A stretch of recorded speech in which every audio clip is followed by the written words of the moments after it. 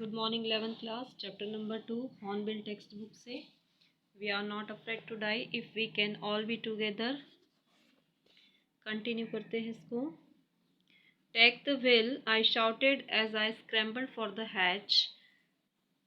जब राइटर की पत्नी राइटर को बुलाने आई कि चारों तरफ पानी भर गया है और हम डूबने वाले हैं, तो राइटर उससे कहता है take the wheel I shouted as I scrambled for the hatch, कि तुम स्टेयरिंग को पकड़ो।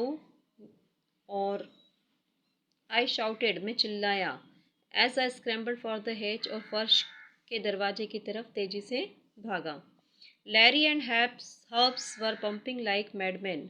लॉरी और हर्ब जो थे वो पागलों की तरह पंप से पानी को बाहर निकाल रहे थे।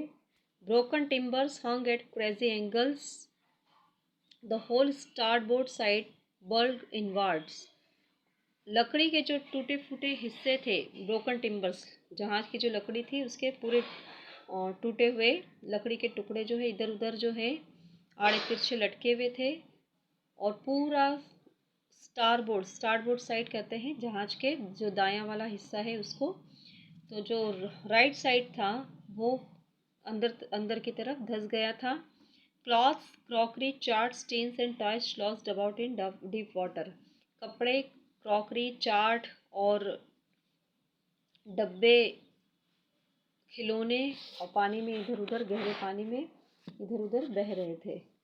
I half crawled into the children's cabin. मैं आधा तैरता हुआ आधा रेंगता हुआ जो है बच्चों के कैबिन में पहुंचा। आर यू ऑल राइट, क्या तुम ठीक हो? आई आस्क्ड, मैंने पूछा। Yes, they answered from an upper bunk.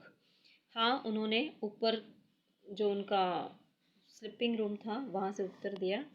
But my head hurt a bit, किंतु मेरे सिर में थोड़ा सिर दर्द कर रहा है, सेड स्यू, सू ने कहा, pointing to a big bump above her eyes. Sue की जो आंखें थी उसके ऊपर जो है बम्प हो गया था, एक घुमड़ा हो गया था। I had no time to worry about bump said, लेकिन मेरे पास जो सू को घुमड़ा हुआ था उस सूजने वाले सिर के लिए चिंता करने का टाइम नहीं था। After finding a hammer, screw and canvas, I struggled back on deck. एक हथौड़ा, पेंच और मोटा कपड़ा, कैनवास जो होता है एक मोटा कपड़ा होता है, उसको लेते हुए उसको लेकर आई स्ट्रगल बैक, मैंने फिर संघर्ष करता हुआ जो है डेक पर पहुंचा, जहाज की छत पर पहुंचा। With the starboard side based upon open, we were taking water with each wave that broke over us. अब जहाज का जो स्टारबोर्ड साइड था, जो राइट साइड था, वो खुल गया था लहरों की वजह से। लहरों का जो ढक्कन लगा था उससे खुल गया था और उसमें से उस साइड से जो है लगातार जो है पानी आ रहा था। और लहर की जो प्रत्येक लहर जो थी अपने साथ पानी ला रही थी। If I couldn't make some repairs we would surely sink. यदि राइटर जो है इसको रिपेयर नहीं करते तो निश्चित रूप से वो डूब जाते। Somehow I managed to stretch canvas and secure waterproof hatch covers across the gaping holes। और किसी तरह से जो है राइटर ने जो कैनवास है उसको फैलाया और एक जितने भी होल्स थे उसको वाटरप्रूफ कपड़े से कवर किया, जिससे वो पानी अंदर ना आए। Some water continued to stream below but most of it was now being deflected over the side. कुछ थोड़ा पानी जो है लगातार आ रहा था किंतु वो साइड से होकर बह जा रहा था। More problem arose when our hand pump started to block up with the debris floating around the cabins and the electric pump short circuited. और ज़्यादा प्रॉब्लम जब उत्पन्न हुई जब उनके जो हैंडपम्प थे वो ब्लॉक हो गए थे कूड़े करकट और कचरे की वजह से, और इलेक्ट्रिक पंप जो है वो शॉर्ट सर्किट की वजह से ख़राब हो गया था। The water level rose threateningly, water का जो पानी का जल स्तर जो है वो भयानक रूप से बढ़ता जा रहा था। Back on deck I found that our 2 spare hand pumps had been wrenched overboard. वापस डेक पर लौट कर जो राइटर था उसे 2 स्पेयर हैंड पंप जो है उसे मिले, had been wrenched overboard. forestly sailed the jibs, the dignies and the main anchor.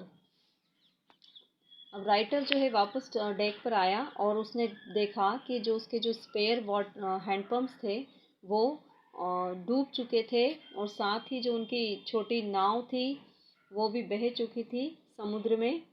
Then I remember we had another electric pump. फिर उसको याद आया कि उनके पास एक दूसरा इलेक्ट्रिक पंप भी है under the chart room floor में. I connected it to an out pipe and was thankful to find that it worked.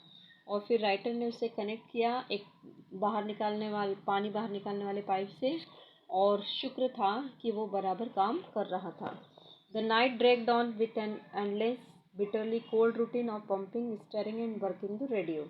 और पूरी रात जो है घसीटती रही बहुत ही भयानक तरीके से उस ठंडे पानी को निकालने में और जहाज़ के अंदर जो पानी आ रहा था उस पानी को निकालने में, स्टीयरिंग जहाज़ को चलाने में और वर्किंग रेडियो इट मीन्स जो भी संदेश भेजे जा सकते हैं उस रेडियो के संचालन में. We were getting no replies to our mayday calls.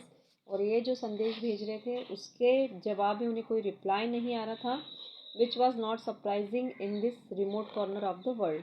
और ये बहुत बड़े आश्चर्य की बात भी नहीं थी कि दुनिया से बाहर इस दूर वाले कोने में उन्हें कोई जवाब नहीं मिल रहा था. ये बहुत बड़े आश्चर्य की बात नहीं थी. Sue had swollen alarmingly. She had two enormous black eyes and now she showed us a deep cut on her arm.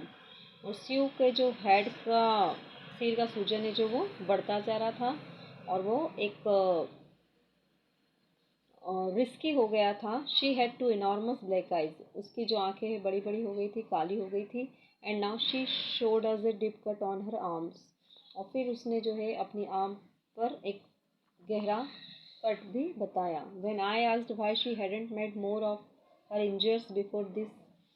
और जब मैंने उससे पूछा कि तुमने अपनी चोट के बारे में मुझे पहले क्यों नहीं बताया, शी रिप्लाइड, उसने रिप्लाई दिया, I didn't want to worry you when you were trying to save us all. मैं आपको चिंतित नहीं करना चाहती थी कि और वो भी ऐसे समय जब आप हम सबको बचाने की कोशिश कर रहे थे. हम नेक्स्ट वीडियो में इसको कंटिन्यू करेंगे. आज के लिए इतना. Thank you.